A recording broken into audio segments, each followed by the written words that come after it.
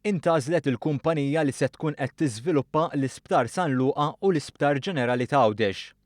F'isem il-Gvern, Projects Malta ħabbret li hija l-kumpanija Vitals Global Healthcare Limited li ntgħażlet bħala l-entità preferuta biex tmexxi dan il-proġett kbir fil-qasam tas-saħħa. Issa jridu jibdew id-diskussjonijiet li jwasslu biex id-dettalji tal-proġett ikunu finalizzati. Is-sejħa għalqet f'Mejju li għadda u Projects Malta irċeviet 3 sottomissjonijiet. Dik li issa hija l-preferuta kif ukoll dawk ta' Image Hospitals u BSP Investments Limited.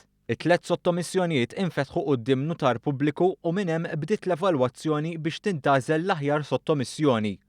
Il-proġett fil-qasam tas-saħħa b'investiment ta' miljuni kbar ta' euro se jfisser investiment fl-Isptar Ġenerali ta' Għawdex permezz ta' servizz tal-aqwa livell, sodod ta' kwalità u servizzi ġodda li jiftħu l-bieb għat-turiżmu mediku. Se jwassal ukoll għall-iżvilupp mill-ġdid tal-Isptar San Luqa permezz ta' iktar sodod, ċentru tad-dermatoloġija u servizzi oħra. L-investiment fil-qasam tas-saħħa se jkun qed jikkumplimenta l-ftehim li diġà hemm bejn il-Gvern u l-Barts and the London School of Medicine and Dentistry.